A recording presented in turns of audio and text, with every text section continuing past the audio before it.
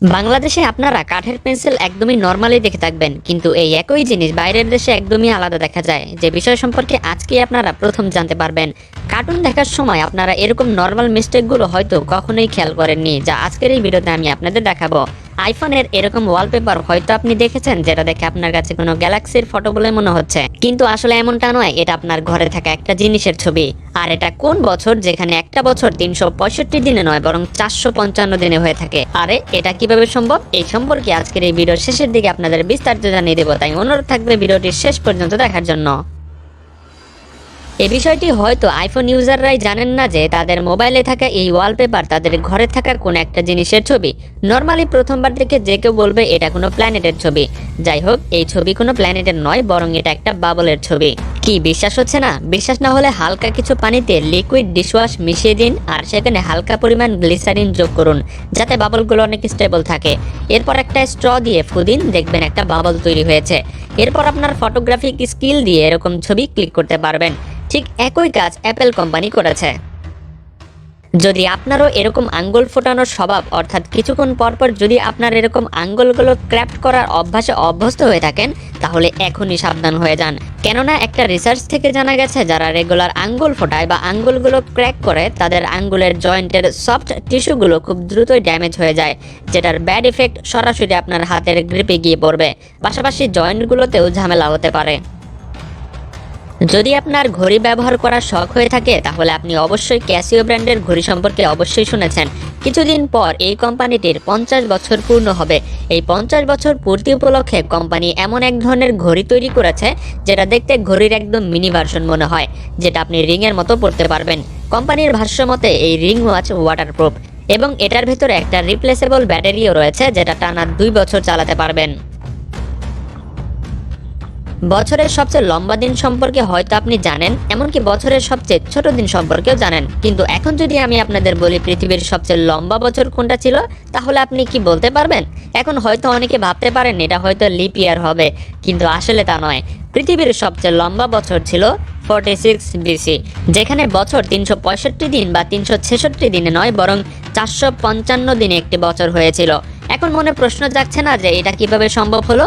আসলে 46 বিসিতে Julio caesar দেখেছিল calendar সিজনের সাথে ম্যাচ করছিল না, যেমন স্প্রিং এর মাসে উইন্টার শিফট হয়ে যাচ্ছিল।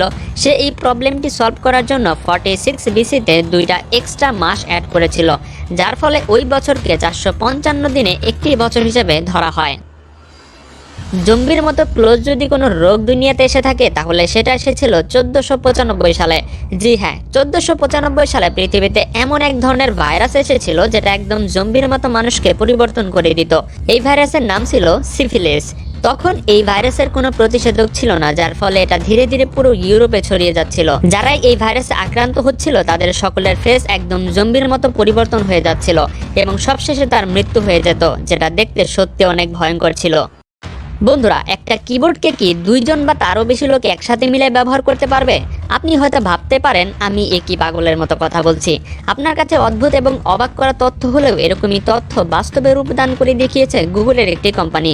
গুগলের এই ডাবল সাইডেড টুইস্ট কিবোর্ড দিয়ে আপনি এরকমটা করতে পারবেন। এরকম ডিজাইন এর জন্য করা হয়েছে যাতে একজন একই সাথে একই কিবোর্ড মাল্টিপল ব্যক্তি ইউজ করতে পারে।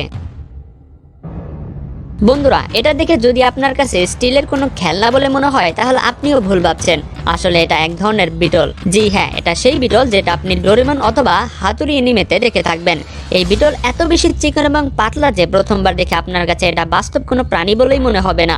আপনি যেমনটা ছবি দেখে কনফিউজ হয়ে গেছেন, না জানি এরকম কত মানুষ কনফিউজ হয়ে গেছে।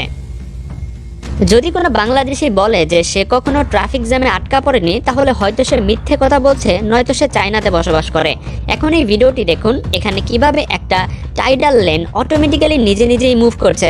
না জানি এরকম কত ম্যাজিক্যাল লেন চায়নাতে আপনি দেখতে পাবেন, যেটা ট্রাফিক ফ্লো এর হিসাব অনুযায়ী নিজে নিজেই অ্যাডজাস্ট হয়ে যায়।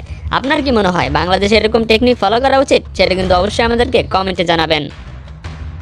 আমরা অধিকাংশরাই কার্টুন সিরিজ বা কার্টুন মুভি দেখার সময় কিছু কিছু বিষয় নজরেই আনি না, কিন্তু কার্টুন বানানোর সময় অনেক ভুল করতে দেখা যায়। এই ছবিতে আপনারা দেখতে পাচ্ছেন নোবিতা শূন্য পেয়েছে, কিন্তু তার অ্যান্সার একদমই সঠিক ছিল। ডোরেমনের ক্রিয়েটররা এখানেই শেষ করেনি। এখন এই ইমেজটা দেখুন, কিভাবে শিজুকার চুলের স্কেলিটন বানিয়ে ফেলেছে।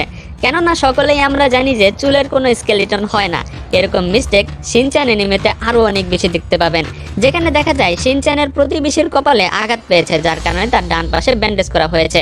তার পরবর্তী সিনেই সে তার প্রতিবেশী ব্যান্ডেজের ডান পাশ থেকে শিফট হয়ে বাম পাশে চলে আসে, যেমনটা আপনারা এখন ভিডিওতেই দেখতে পাচ্ছেন কিভাবে মাথায় লাগা ব্যান্ডেজ অটোমেটিক্যালি শিফট হয়ে যাচ্ছে।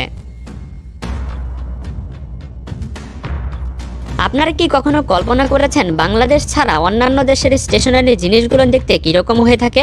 এখন এই ছবিটা দেখুন, এটা হচ্ছে জাপানের তৈরি করা একটা স্ট্যাপলার।